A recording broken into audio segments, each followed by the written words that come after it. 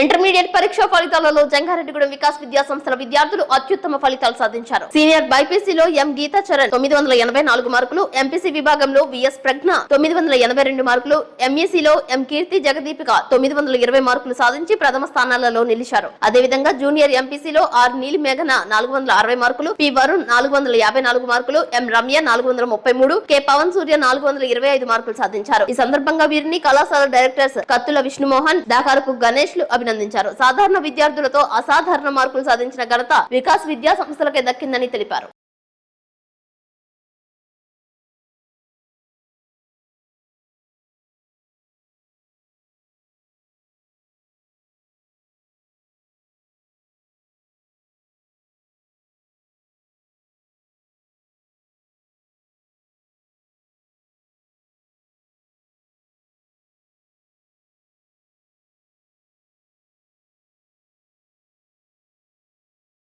Good evening all. ఈరోజు release అయిన inter first year and second year ఫలితాల్లో వికాస్ విద్యార్థులు మరొకసారి జంగారెడ్డిపట్నంలో మంచి ఫలితాలు సాధించి ఇక్కడ మా టీచర్స్ యొక్క విద్యార్థులు వాళ్ళు చేసిన కృషి ఫలితాన్ని ఈరోజు నిరూపించారు.